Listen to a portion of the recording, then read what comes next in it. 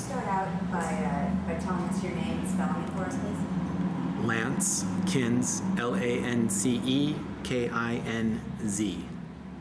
And Lance, what's your connection to Kent State? I was a student at Kent State. I was a sophomore. And I was a witness at the shootings. Excuse me.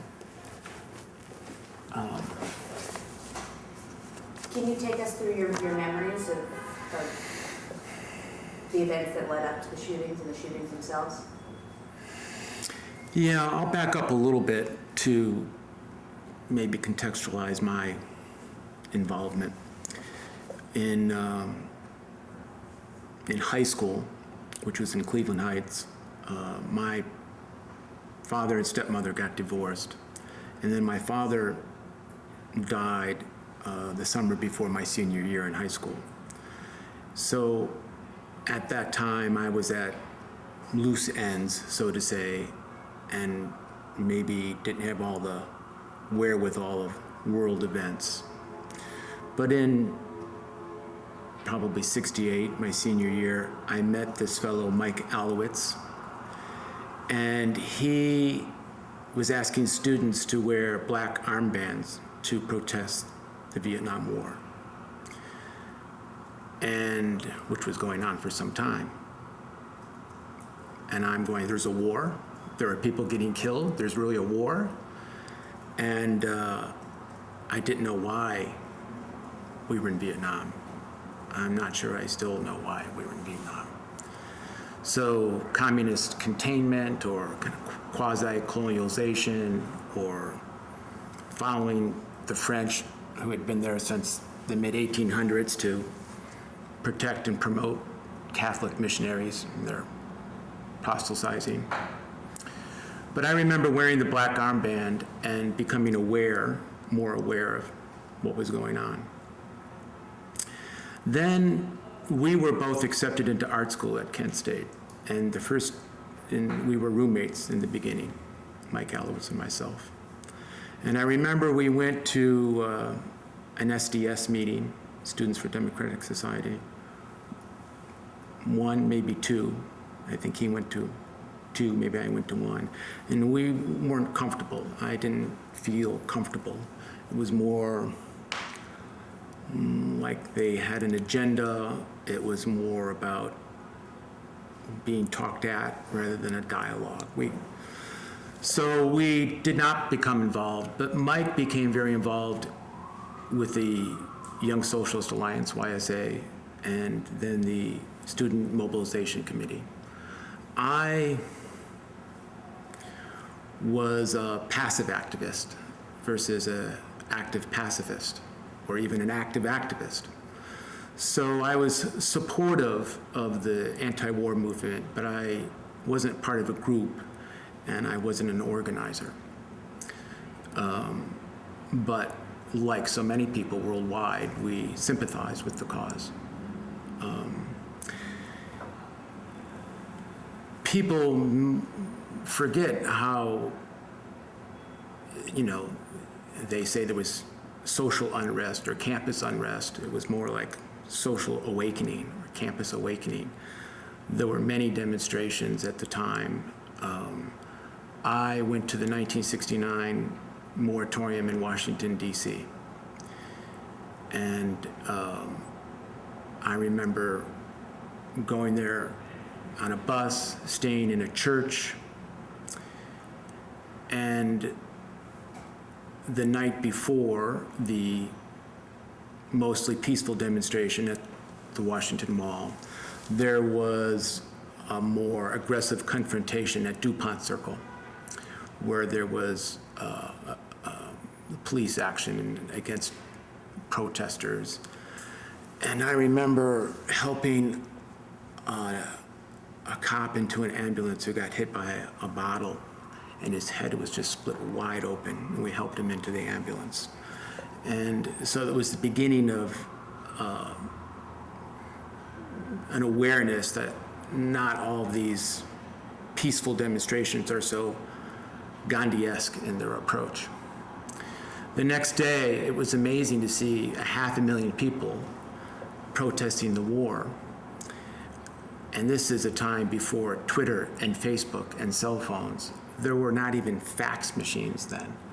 So to mobilize that many people from around the country to come protest the war, it was quite a sight. And I remember seeing groups from Columbia wondering if Mark Rudd was there, and Berkeley, and kind of a history of the anti-war movement. And there was the demonstration, and then afterwards, at the end of the demonstration, there was also a more aggressive confrontation between students and police with tear gas. And I remember most people had disappeared, but a few of us had remained, and there was this police action against the students. All of a sudden, out of the Washington Monument, all these troopers came out. The whole time they were hidden in there like a Trojan horse. They must have been sitting up the stairs, and they came out so that we were actually surrounded. And I remember being tear gassed and how horrible that was. If it gets on your clothes, you can just, I remember somehow biting my glove that had tear gas on it, and my whole face just swelled up and teared up. So those kinds of things were experiences before May 4th in Kent. There were demonstrations at Kent. There was a demonstration in the Music and Speech building that I wasn't a primary participant, but I was, again, on the periphery, on the edge.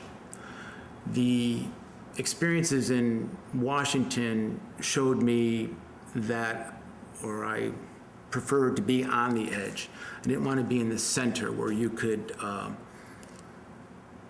be controlled or confronted or photographed or arrested or tear gas. So it's better to be on the edge, and you can have a little room to maneuver. And the Music and Speech demonstration, people sat in the street and blocked the bus, and people were arrested, and there were actions at Kent before May 4th all around the world. The May 1st to 4 weekend, I remember vaguely the demonstration on Friday afternoon, which was a simple demonstration. Nothing of great note. I was not downtown that evening for the more violent things that occurred Friday evening in downtown Kent. Saturday, I remember being in a dormitory, and there were a group of students going from dormitory to dormitory to pick up more students to come to a rally on the Commons. And so I went. I think Mike came with me. I can't remember. And so more and more students came to the Commons for this rally, and then surrounded the ROTC building. And I was thinking that it was, in a way, a more spontaneous event. But at the same time, I thought someone was organizing this to get more and more students to come. And the ROTC building burned down, but I was surprised to witness students cutting the hoses so that they couldn't put out the fire. So I'm thinking, well, why is that? Did someone plan this, or was it an inside provocateur or agent? I don't really know. But I remember the building burning and things from that night. And then the next day, the guard came, I guess, that evening. And then the next day, the guard surrounded the remains of the ROTC building, which was a wooden barracks, a shack. We actually had art classes in there occasionally. It wasn't much of a building.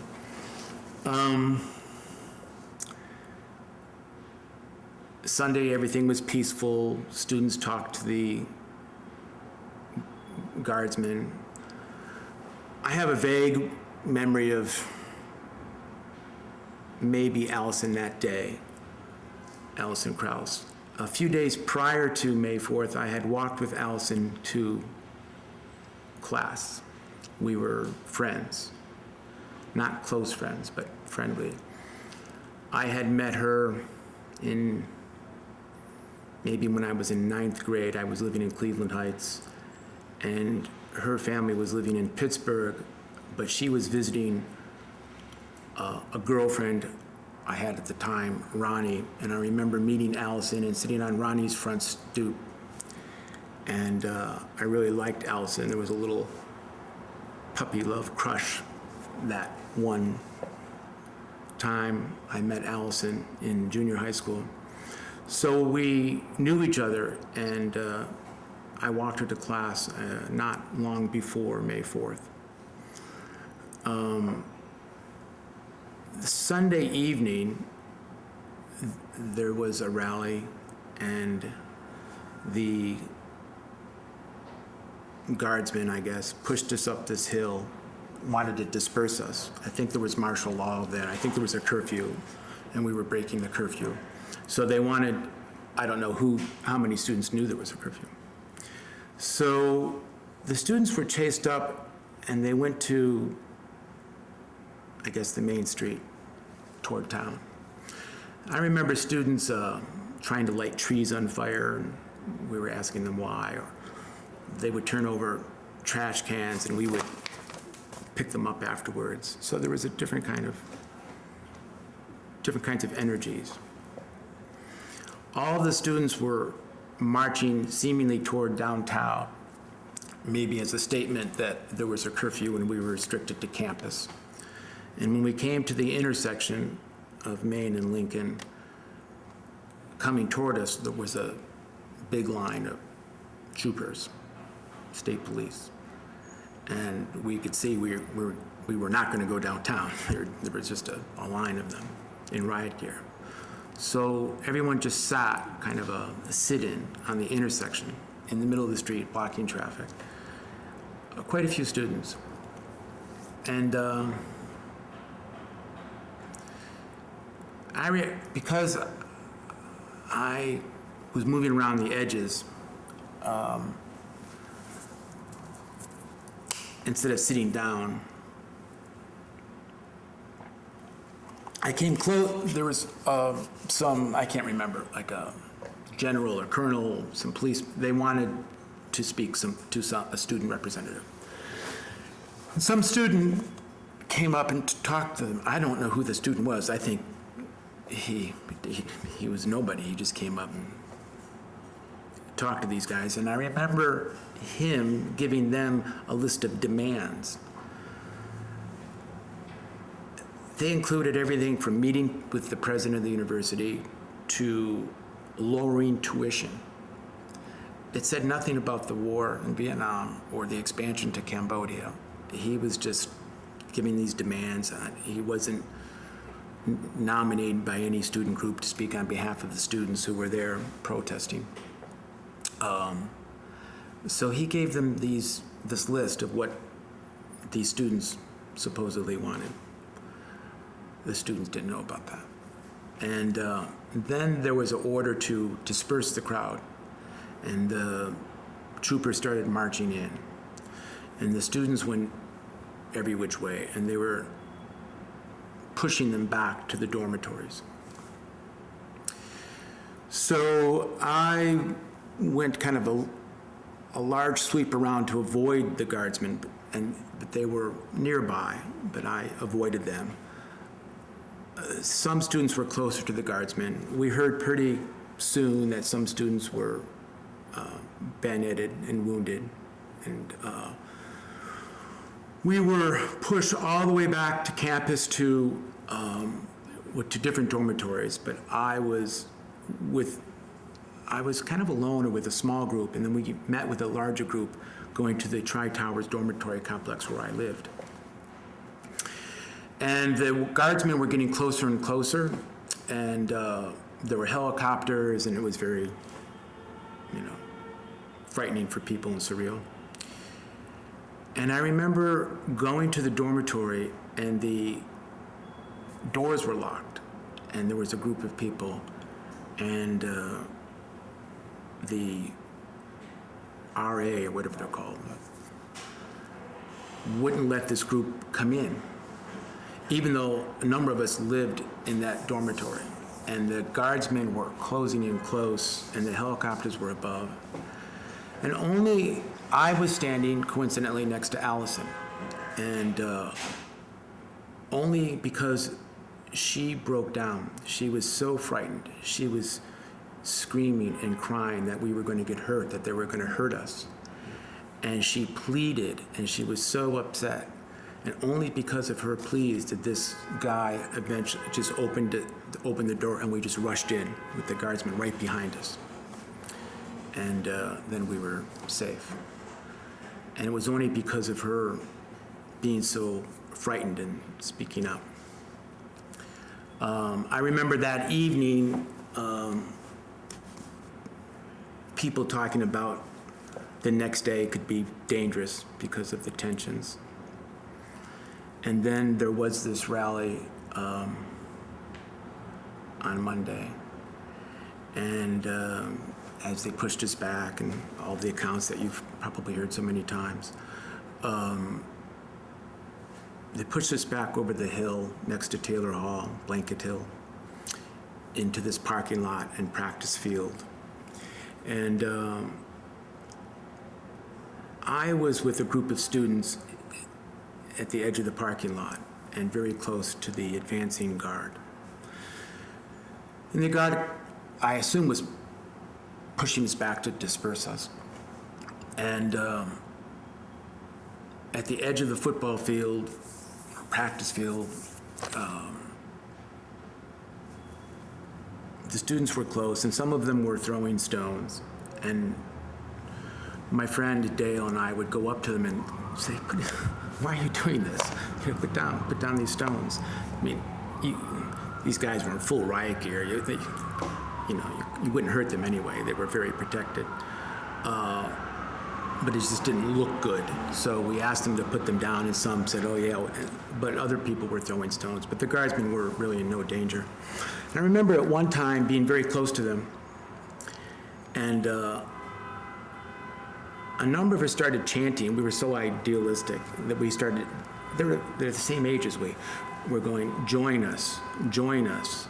And we were thinking they were just going to put down their guns and say, "Okay, this is all so silly. We're going to stop." I'm sorry, there's a car alarm. Is windows open? No. And that could go on.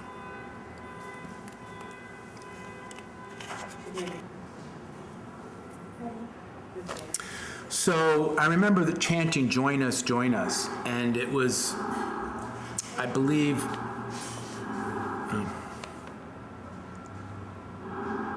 It's a rumble. It's the new it sounds like Kent State. more than a noise. So if your radio's up too loud in your car,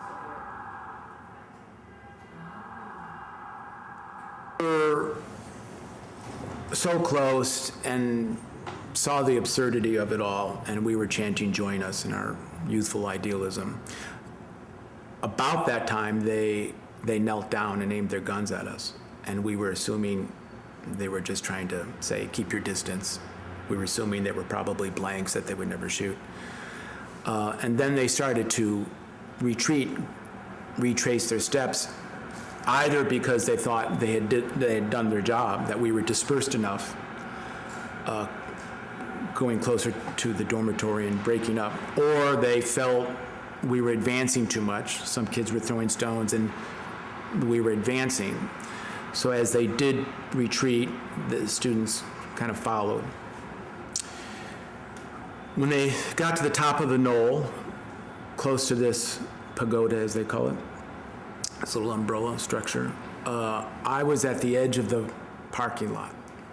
I was pretty much in the front of the group of students that were facing the guard, not the students actually that were closer by next to them, up by the building, but the students that were having this kind of more active exchange with them. And I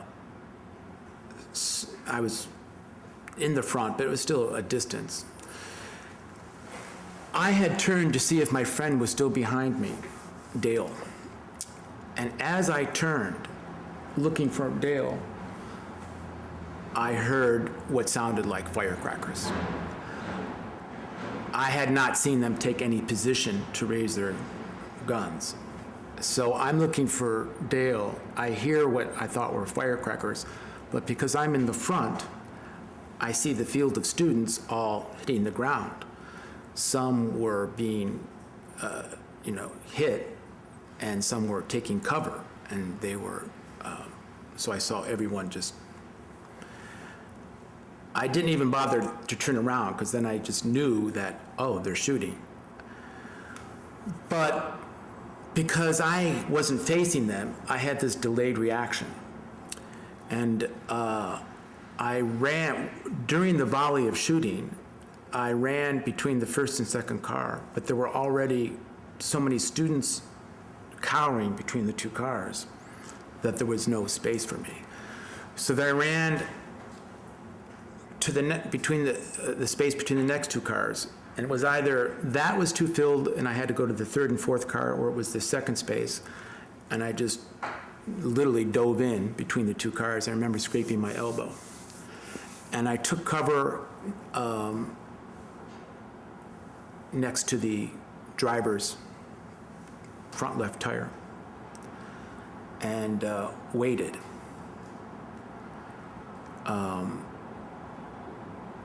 And then again, because my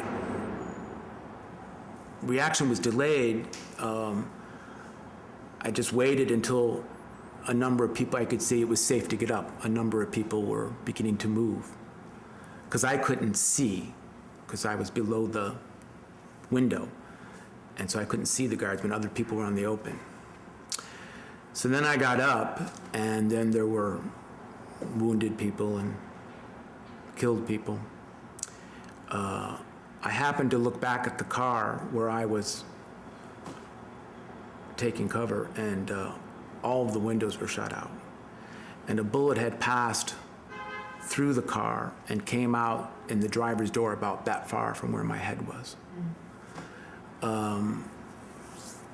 And everyone was in, shock, so to say. But students soon, by the time I got up, students were already helping the wounded. And so you went to see who you could help, but there were already people trying to do what they could do. But there were no ambulances coming. So there's this dormitory next to the parking lot, Prentice Hall, and all these girls were standing there kind of in shock, just looking. And we were yelling at them to call an ambulance, call an ambulance. And we were pleading them to call ambulances. An ambulance finally came over the hill, and I happened to be really the first person I remember to meet them, and they went to help Jeffrey Miller, who was obviously dead for the people who had been there for a few minutes, and was right basically where I was standing at the time. And I said, he's already gone, and they're already gone. And I directed them to Allison. I had walked around, and I see she was hurt pretty bad, but people were helping her. So I directed the first ambulance to please go help Allison. And they did. And I remember seeing some common friends right afterwards from Cleveland Heights, Leslie and Linda, and I told them both that Allison was hit, but I thought she'd be all right because the ambulance, reached her. But obviously she wasn't.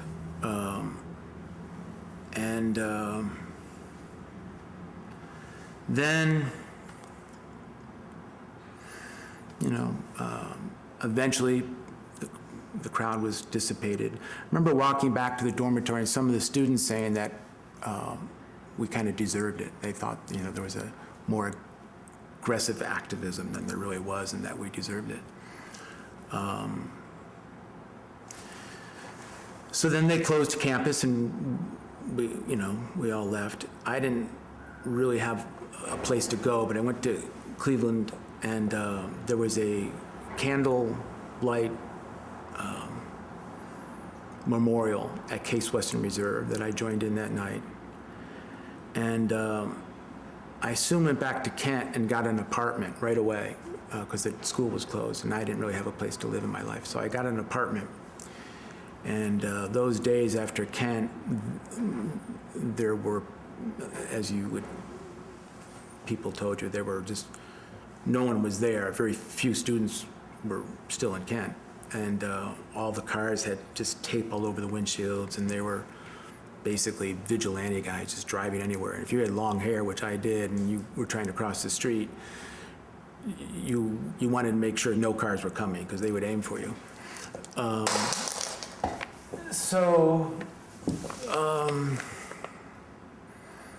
Then slowly, life went on. And that's basically my memories of leading up to them. And those are my memories. From where you were, what do you think made the guards fire? Or why did they make the choice to fire? And I wouldn't know. Again, I think when they had, and I was very close to them when they had knelt down, I thought it was just posturing, like, don't mess with us. But I had turned to see my friend, so I didn't see them take that position, and they were not in, I don't know, they were not in danger at all. They were earlier much closer to this group of students. They were now far away at the top of the knoll. And the students that were closer to them were all observers. They were just obviously watching this action. They weren't participating. So I don't think they felt like they were being surrounded at all or that they were in any danger. There's all these reports about a sniper and a first gunshot and all of that I doubted. Who knows why they fired. I mean, it's absurd to fire point blank into a crowd of people. I wouldn't know. It's horrible, but I think it brought to me right away, even though it was horrible to see Allison dying and to see Jeffrey Miller and to see the others wounded, et cetera, it was nothing like what I imagined war was like. We were protesting the war, which was horrible. I mean, the reason we were all there, it was a TV image war. If there was no poster of My Lai massacre or news images of flag-draped coffins, but Kent State was nothing compared to the horrors of war. Years later, I was near 9/11. I wasn't as close to that as Kent State, but I was close. And I was all the ash-covered survivors just walking by in a daze, because I was to where they could first, I happened to live where they could first find any help or ways to get home. The city was sectioned off. And to watch that building burn and to see those faces and to think of the horrors of war, that's what we were protesting. And it still goes on. It goes on in Iraq, and it goes on in Afghanistan, and it goes on all over the world. It's, why do people carry guns? Why do they shoot? I don't know. How do you think your experience at Kent State, what you witnessed, impacted your life? Well, May 4th, 1970 was the end of the 60s. It, instead of this kind of idealism of protesting, I think it started for me and many others worldwide, a period of more pragmatic involvement to actually infiltrate and be involved and to change the system within. So people kind of woke up and say, we really have to make change. We have to become politicians. We have to become teachers. we have to get involved. And I think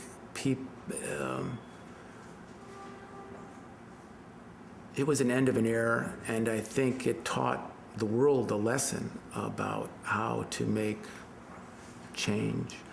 I became a teacher, which I thought was important, kind of doing my duty. It would be like going to the armed services for a couple of years to be a teacher.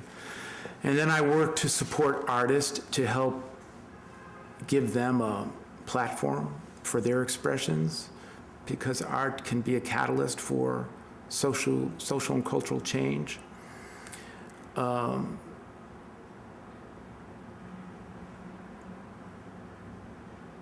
Other people became more active, which I don't know. I mean, it's something you carry your whole life, like any event like that, like 9/11, or like if you were a soldier going to war, or if you were a victim of a war. You know, millions of people died in Vietnam, millions. So. Do you think the full truth of what happened that day has come out? I think they'll, I don't know, how and why they shot, I don't know. You know, if that, maybe this tape will reveal something. They were, you know, it was like a war. There were different factions in America.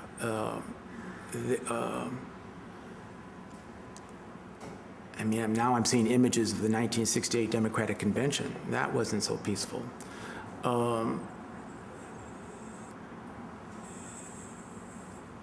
So the war was home a little bit. The people were so polarized. But the truth was they were polarized, and there were some frightened young kids, and someone gave a command for some reason because they were angry at a generation wanting to have a voice and to make change. So, you know, the truth is it happened, and it represents so much just that it happened. The specifics as to how it happened hopefully will come forward, and people will be held accountable, or, you know, history will be corrected or complete.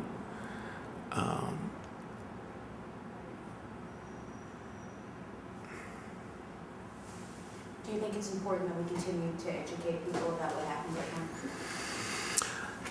Yes, but not just Kent. So many other incidents and things.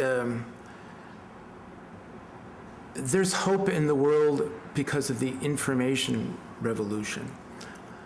You know, Marshall McLuhan would be amazed about how the world has become a global village. And with the internet, with Facebook, and, you know, but it's not just twittering about. It's more about face-to-face than Facebook. People have to be involved directly to make change. But the internet, projects like this, live streaming interviews, information is education. As long as you have open access to information, there's hope if there's education.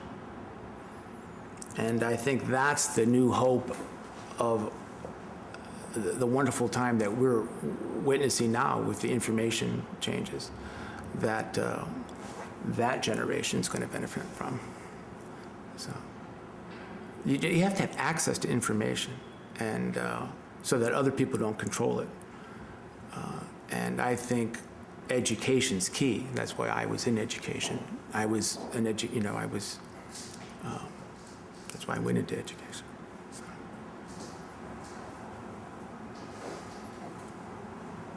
Is there anything we didn't ask you that you think is important to share with us today? Probably, but I can't remember. No, I mean, it's just give peace a chance. Well, thank you so much for coming today. All right.